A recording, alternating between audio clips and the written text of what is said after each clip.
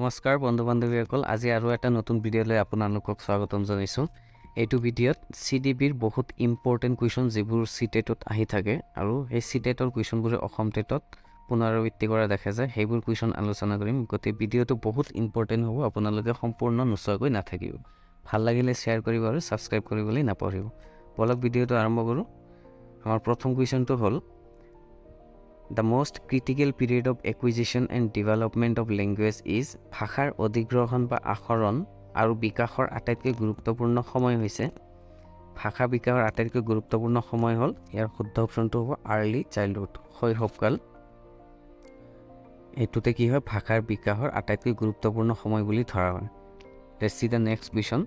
Our next question is, during classroom discussion, a teacher often pays more attention to boys than girls. This is an example of শ্ৰেণীকোঠাৰ আলোচনাৰ সময়ত এজন শিক্ষকে প্ৰায় ছোৱালীতকৈ ল'ৰাৰ প্ৰতি অধিক মনোযোগ দিয়ে। এইটো এটা উদাহৰণ। ছোৱালীতকৈ ল'ৰাক বেছি উদাহৰণ দিয়া মানে এটা জেণ্ডাৰক বেছি ইম্পৰ্টেণ্ট দিয়া হৈ আছে। গতিকে ইয়াৰ শুদ্ধ অপশ্যনটো হ'ব জেণ্ডাৰ বায়াছ, লিংগ পক্ষপাতিত্ব কৰি আছে শিক্ষকজনে। 3 নম্বৰ প্ৰশ্নটো চাওঁ।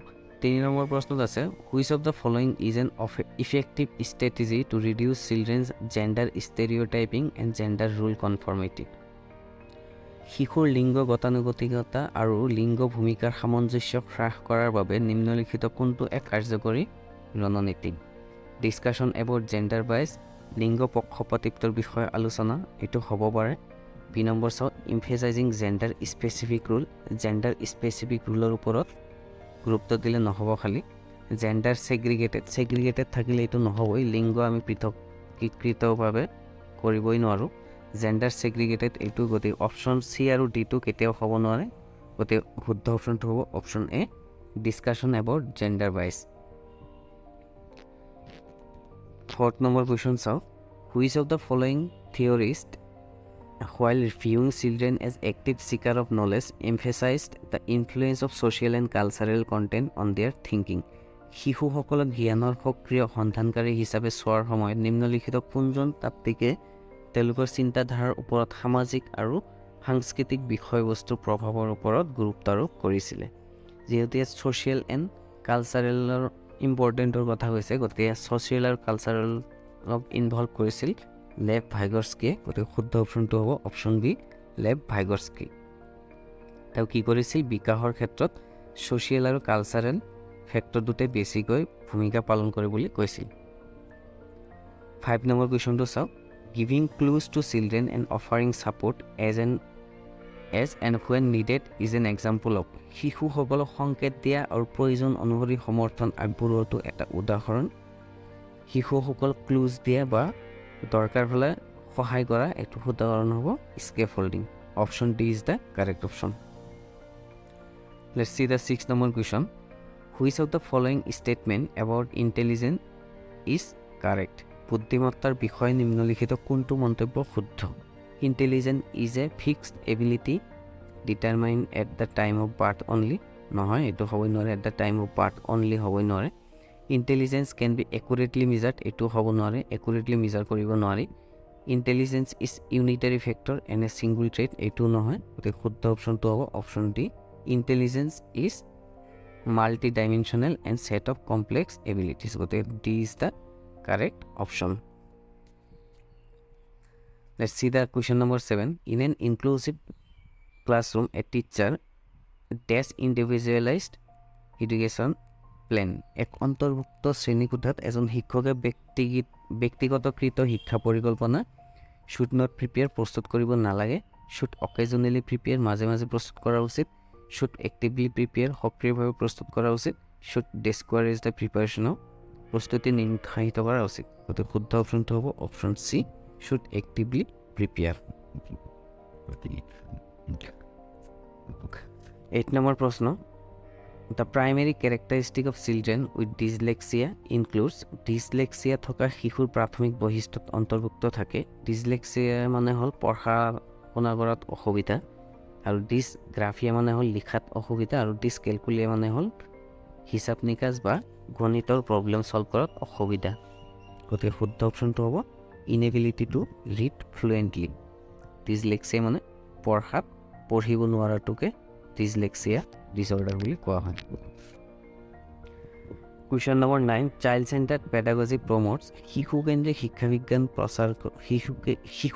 শিক্ষাবিজ্ঞানে প্ৰচাৰ কৰে exclusive reliance on text book নহয়, অকল টেক্সট বুকৰ ওপৰত নিৰ্ভৰশীল কৰিলে নহ'ব। Giving primacy to children's experience, শিশুৰ অভিজ্ঞতাক প্ৰাধান্য দিয়া, এইটো হ'ব পাৰে। ৰুট মেমৰাইজিং, মুখস্থ বিদ্যা কেতিয়াও নহয়। Levelling and categorisation of students based on ability, আমি শিশুসকলক কেতিয়াও কেটেগৰাইজ কৰিব নোৱাৰি বা লেভেল কৰিব নোৱাৰি, গতিকে শুদ্ধ অপশ্যনটো হ'ব giving primacy to children's experiences. Question number 10, emotion and cognition are dash each other, completely separate from each other, independent, স্বতন্ত্র, interwoven, আন্তঃবোৱা, not related to, সম্পৰ্কিত নহয়। গতিকে ইমোশ্যন আৰু কগনিশ্যন সদায় এটা আনটোৰ লগত সম্পৰ্কিত হয়, গতিকে সেইটো হ'ব অপশ্যন নম্বৰ চি, ইণ্টাৰওভেন উইথ, আন্তঃবোৱা বা এটা আনটোৰ লগত সম্পৰ্কিত হয়। 11 number question, which of the following are example of secondary socializing agency?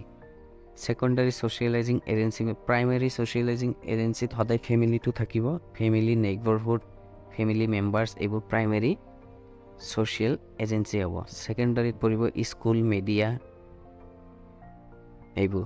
গতিকে আমি চাওঁ ফেমিলি এণ্ড নেইবাৰহুড, এইটো হ'ব নোৱাৰে, ফেমিলিটো প্ৰাইমেৰী হয়। গতিকে যদি ফেমিলি নহয় তেনেহ'লে নেইবাৰহুডটো নহয়, নেইবাৰহুডটো হ'ব primary agency. Family and media এইটো নহয়, ছেকেণ্ডাৰী বুলি কৈছে, গতিকে স্কুল এণ্ড মিডিয়া এইটো হ'ব। ইয়াত আপোনালোকে এলিমিনেশ্যন প্ৰচেছ খটুৱাই উত্তৰটো দিব পাৰে।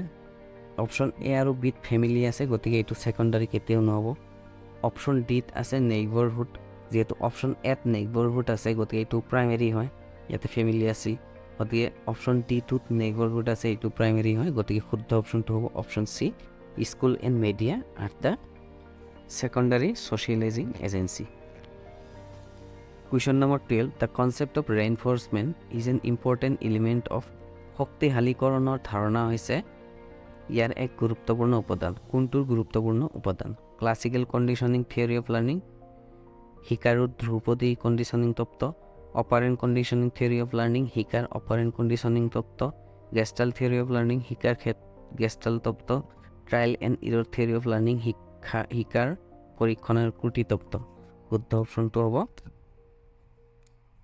Option B, operant conditioning theory of learning, এইটো হ'ব শুদ্ধ option. Question number 13, in project method of teacher the rule of teacher is, প্ৰকল্প পদ্ধতিৰ শিক্ষাদানত শিক্ষকৰ ভূমিকা হৈছে, প্ৰকল্প পদ্ধতিৰ শিক্ষাদানত শিক্ষকৰ ভূমিকা হ'ব ফ্ৰেণ্ড, ফিলচফাৰ এণ্ড গাইডেড, বন্ধু, দাৰ্শনিক আৰু নিৰ্দেশিকা। 14 number question, who develop the level theory of creativity? Level theory of creativity was develop by Taylor. টেইলৰে কি কৈছিল? লেভেল থিয়ৰী অফ ক্ৰিয়েটিভিটি উদ্ভাৱন কৰিছিল। 15 নম্বৰ কুৱেশ্যন, চাইক'ড্ৰামা ইজ, এইটো যোৱা লাষ্ট ডেটত আহিছিলে, চাইক'ড্ৰামাটো ইউ পি টেটত আহিছিলে, গতিকে চাইক'ড্ৰামাটো হ'ব এ ফৰ্ম অফ চাইক'থেৰাপি, এইটোৱে হ'ব শুদ্ধ অপশ্যনটো। যোৱা ডেটত আহি গৈছে এইটো প্ৰশ্ন, আৰু চিটেটোতো আহি থাকে। 16 নম্বৰ প্ৰশ্ন, lecture method of teaching is, শিক্ষাদানৰ বক্তৃতা পদ্ধতি হৈছে টিচাৰ চেণ্ট্ৰিক, শিক্ষক কেন্দ্ৰিক, ষ্টুডেণ্ট চেণ্ট্ৰিক, শিক্ষাৰ্থী কেন্দ্ৰিক, চাইক'লজিকেল বেছ, মনস্তাত্ত্বিকতা আধাৰিত, ইনভাইৰনমেণ্ট চেণ্ট্ৰিক, পৰিৱেশ কেন্দ্ৰিক। নহয়, শুদ্ধ অপশ্যনটো হ'ব টিচাৰ চেণ্ট্ৰিক। লেকচাৰ মেথডটো সদায় টিচাৰ চেণ্ট্ৰিক হয়। 17 number question, techniques for fostering creativity in children include, শিশুৰ সৃষ্টিশীলতা বৃদ্ধি কৰাৰ কৌশলবোৰৰ ভিতৰত আছে। শিশুৰ সৃষ্টিশীলতাৰ বৃদ্ধি কৰাৰ কৌশলবোৰৰ ভিতৰত হ'ব কনচেপ্ট প্ৰেজেণ্টেশ্যন হয়, এইটো হয়, প্ৰব্লেম চলভিঙো হয়, গ্ৰুপ ডিছকাশ্যনো হয়, গতিকে অল অফ দ্য এবাভ হ'ব কাৰেক্ট অপশ্যন। যিহেতু গোটেইকেইটা শুদ্ধ হয়, গতিকে option D is the correct option. 18 number question, which of the following is not A part of motivation process? নিম্নলিখিত কোনটো অনুপ্ৰেৰণা প্ৰক্ৰিয়াৰ অংশ নহয়, মটিভেশ্যনৰ পাৰ্ট নহয়? নিড হয়, ড্ৰাইভছ হয়, ইনচেণ্টিভছ হয়, এইটোও হয়। গতিকে শুদ্ধ অপশ্যনটো হ'ব হেৰিডিটিটো কি নহ'ব নহয়, মটিভেশ্যনৰ অংশ নহয়। বাকী তিনিটা হয়, need, drives, incentives. 19 number question, as a leader the teacher must try to, এজন নেতৃত্বকাৰী হিচাপে শিক্ষকে চেষ্টা কৰিব লাগে attain power and supremacy over other নহয়, আদাৰ বেলেগৰ ওপৰত ছুপাৰমেচি হ'বই নোৱাৰে। বি অথৰিটেটিভ কৰ্তৃত্বশীল হওক, এটেইন ডিক্টেটৰশ্বিপ স্বৈৰ শাসন প্ৰাপ্ত কৰক, বি ডাইনেমিক গতিশীল হওক। শুদ্ধ অপশ্যনটো হ'ব বি ডাইনেমিক। এজন শিক্ষক সদায় ডাইনেমিক হ'ব লাগে। Question number 20, who is the father of child psychology? Child সাইকোলজিৰ ফাদাৰ হ'ব, শুদ্ধ অপশ্যনটো হ'ব option A Stanley Hall. 21 number question, according to Piaget from which year a child starts to develop self concept? এইটো যোৱা টেটত আহি যোৱা প্ৰশ্ন আৰু চি টেটত সদায় আহিয়ে থাকে। ইয়াৰ শুদ্ধ অপশ্যনটো হ'ব চি টেটৰ এনচাৰ কি মতে অপশ্যন বি 12 ইয়াৰ্ছ। পিয়াজেৰ মতে কোন বছৰৰ পৰা এটা শিশুৱে আত্মধাৰণা বিকশিত কৰিবলৈ আৰম্ভ কৰে? ইয়াৰ শুদ্ধ অপশ্যনটো হ'ব অপশ্যন বি 12 ইয়াৰ্ছৰ পৰা। 22 নম্বৰ প্ৰশ্ন, one of the factor which obstruct learning is? শিকাত বাধা দিয়া কাৰকবোৰৰ এটা হ'ল। কোনটো কাৰকে শিকাত বাধা দিয়ে? মটিভেশ্যন, এইটো বাধা নিদিয়ে। ইগ'ইষ্টিক ফিলিং, এইটো হ'ব পাৰে। এটেনশ্যন, মনোযোগে বাধা নিদিয়ে। ইণ্টাৰেষ্ট, বাধা নিদিয়ে। গতিকে শুদ্ধ অপশ্যনটো হ'ব option B egoistic feeling. Egoistic ফিলিংছে কি কৰে? শিশু এটাক শিকাত বাধা দিয়ে। 23 number question, as characteristic of development, বিকাশৰ কোন পৰ্যায়ত এৰিকছনৰ তত্ত্ব অনুসৰি পৰিচয় বনাম ভূমিকা বিভ্ৰান্তি বিকাশৰ বিশেষ শব্দ হিচাপে পোৱা যায়? এইটো ইংলিছ প্ৰশ্নটো টাইপিং কৰা নহ'ল। বিকাশৰ কোন পৰ্যায়ত এৰিকছনৰ তত্ত্ব অনুসৰি পৰিচয় বনাম ভূমিকা বিভ্ৰান্তি? সেইটো হ'ব এডলচেঞ্চ। আইডেণ্টিটি ভাৰ্চেছ ৰুল কনফিউজন বুলি কোৱা হয় এইটোক ইংৰাজীত। পৰিচয় বনাম ভূমিকা বিভ্ৰান্তি, আইডেণ্টিটি ভাৰ্চেছ ৰুল কনফিউজন। গতিকে এইটো শুদ্ধ অপশ্যনটো হ'ব এডলচেঞ্চ। কৈশোৰ কালত কি কৰে হয়? এৰিকছনৰ মতে এডলচেঞ্চ বয়সত পৰিচয় বনাম বিভ্ৰান্তি বিকাশৰ বিশেষত্ব হিচাপে পোৱা যায়। 24 number question, which of the following is not a characteristic of adolescence? নিম্নলিখিত কোনটো কৈশোৰ কালৰ বিশেষত্ব নহয়? হিৰো ৱৰ্শ্বিপিং হয়, এইটো হয়। বীৰ পূজা, ডে ড্ৰিমিঙো হয়। Attractive towards the opposite sex, এইটোও হয়। গতিকে ছেল্ফ কণ্ট্ৰল, আত্মনিয়ন্ত্ৰণটো কি নহয়? এডলচেঞ্চৰ বিশেষত্ব নহয়। ছেল্ফ কণ্ট্ৰল ভালদৰে কৰিব নোৱাৰে তেতিয়া। 25 number question, the main objective of giving home assignment to student is? এইটো বহুত দৰকাৰী ইম্পৰ্টেণ্ট কুৱেশ্যন। শিক্ষাৰ্থীসকলক ঘৰুৱা দায়িত্ব দিয়াৰ মুখ্য উদ্দেশ্য হৈছে keep the student busy at home, শিক্ষাৰ্থীসকলক ঘৰত ব্যস্ত কৰি ৰাখিব নহয়। Use students leisure time effectively, শিক্ষাৰ্থীসকলৰ অৱসৰৰ সময় কাৰ্যকৰীভাৱে ব্যৱহাৰ কৰক, এইটো হ'ব পাৰে। C number, cover the syllabus on time, syllabus cover কৰাটো কেতিয়াও হ'ব নোৱাৰে। Develop the habit of self study, শিক্ষাৰ্থী শুদ্ধ অপশ্যনটো হ'ব option B use the students leisure time effectively. 26 number question, 26 নম্বৰত আছে which of the following is not basic law of learning develop by Thorndike? নিম্নলিখিত কোনটো থৰ্ণ্ডাইকে বিকশিত কৰা শিক্ষাৰ মৌলিক নিয়ম নহয়? ল অফ ৰেডিনেছ হয়, law of intensity, law of exercise হয়, ল অফ ইফেক্ট হয়। গতিকে শুদ্ধ অপশ্যনটো হ'ল ল অফ ইণ্টেনচিটি, তীব্ৰতাৰ ওপৰত আইন, এইটো নহয়। 27 নম্বৰ প্ৰশ্ন, what is teaching through deductive method? কৰ্তন পদ্ধতিৰ জৰিয়তে শিকোৱা হৈছে। ডিডাক্টিভ মেথডৰ হ'ব ফ্ৰম জেনেৰেল টু স্পেচিফিক, সদায় সাধাৰণৰ পৰা নিৰ্দিষ্টলৈ। আৰু ইণ্ডাক্টিভ মেথডটো হ'ব নিৰ্দিষ্টৰ পৰা সাধাৰণলৈ। 28 number question, which article from our constitution talks of early childhood care and education. এইটো চিটেটত আহি থাকে প্ৰশ্ন, আমাৰ সংবিধানৰ কোনটো অনুচ্ছেদে প্ৰাৰম্ভিক শৈশৱৰ যত্ন আৰু শিক্ষাৰ কথা কয়? ইয়াৰ শুদ্ধ অপশ্যনটো হ'ব আৰ্টিকল 45। আৰ্টিকল 45-এ কি কয়? Early childhood care and education. 29 number question, the national curriculum framework for school education 2000 is under the banner of. বিদ্যালয় শিক্ষাৰ বাবে ৰাষ্ট্ৰীয় পাঠ্যক্ৰম ফ্ৰেমৱৰ্ক বেনাৰত আছে। ইয়াৰ শুদ্ধ অপশ্যনটো হ'ব NCERT। 30 number question, Froebel applied the play way principle in education through. ফ্ৰবেলে শিক্ষাৰ ক্ষেত্ৰত প্লেৱে নীতিবোৰ প্ৰয়োগ কৰিছিল। শুদ্ধ অপশ্যনটো হ'ব